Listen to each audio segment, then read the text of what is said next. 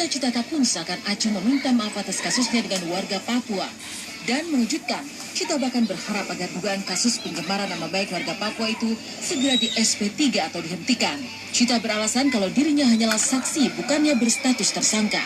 Lalu benarkah kasus Cita dengan warga Papua akan dengan mudah di SP3? Apa kata kuasa hukum warga Papua dan juga pakar hukum terkait kasus ini? Nggak ada damai. Itu proses Cita datang ke Polda untuk memberikan keterangan untuk menjadi saksi. Oh enggak, sama sekali. Mudah-mudahan insya Allah bisa di SP3. Kalau di SP3 itu berarti kasusnya diberhentikan. Jadi mudah-mudahan. Untuk meng-SP3-kan kasus Cita Citata ini tidaklah mudah, walaupun hanya salah ucap.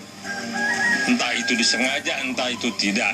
Tetapi ketika masyarakat Papua yang masih merasa belum puas dan masih merasa tersinggung, dan saksi-saksi pun ketika diucapkan itu pun bisa dibuktikan, dan terlebih juga Citata itu sudah meminta maaf. Dengan dia meminta maaf aja pun dia sudah mengakui kesalahannya.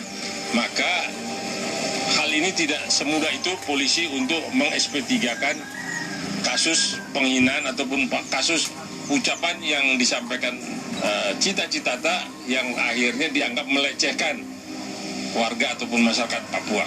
Masih proses. Jadi kita kalau untuk masalah tindakan diskriminasi ya, yang berkaitan dengan Undang-Undang ITE nomor 11 tahun 2008 itu ada 3 saksi ahli.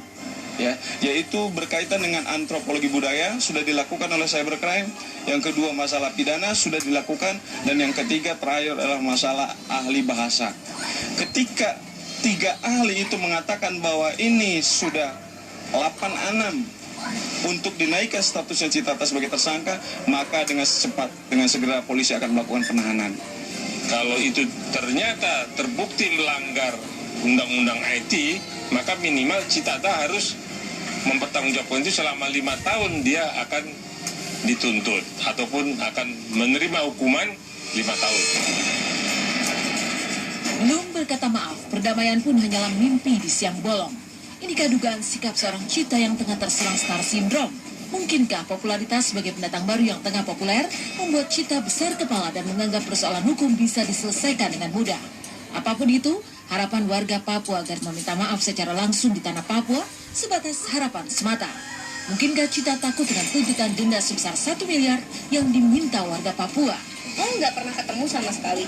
Ketemunya sama wakil dari Papua, DPRD RI. Waktu itu aja sama teman-teman semua. Nah ini kami juga tidak mengerti ya, apa dasar daripada artis Citata yang memang notabene sudah melakukan satu sikap ya menzolimi masyarakat Papua, tapi sampai saat ini kita tunggu itu belum pernah ada meminta maaf kepada masyarakat Papua. Oh ya, insya Allah kalau ada undangan pasti datang. Sekarang karena belum ada undangan jadi belum datang karena setiap hari sibuk kerja, kan sudah ada kontrak dengan yang sebelumnya, jadi kalau misalkan ada undangan insya Allah datang. Dugaan sikap Cita yang besar kepala senada dengan curahan hati sang mantan suami Gali Purnama atau Ijong. Pasalnya Ijong merasakan bagaimana segala jerih lelahnya selama merantau ke Padang saat masih berstatus suami Cita ternyata dianggap remeh oleh Cita. Tapi benarkah Ijong bersama kuasa hukumnya siap menuntut Cita untuk membagi harta Gonogini semasa keduanya masih berstatus suami istri? Benarkah Cita pernah berujar kalau dirinya sama sekali tak mau membagi harta Gonogini? Buat Cita-Citata, dia pernah bilang bahwa enak aja harta, misalnya dia bilang harta udah sayang kerja, enak aja dia mau ngambil, gitu kan? Itu Itu kan pernyataan yang sangat sombong yang tidak menghormati mantan suami. Yang secara hukum, saudara Ijong ini masih punya hak dengan harta-harta yang ada selama ini, yang dihasilkan baik Cita-Citata ataupun Ijong dari awal pernikahan sampai akhir perceraian itu udah harta bersama. Saat Ijong kerja ke Padang, situ kan dia tuh bilangnya gini, buktikan katanya kalau kamu bisa mencari uang katanya. Ya makanya pergi ke Padang kan. Setelah waktu itu dapat uang kurang lebih sekitar 15 juta waktu itu.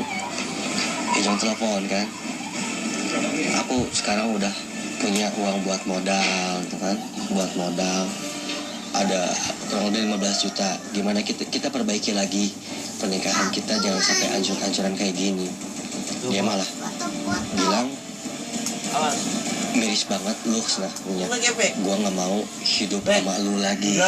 Jadi memang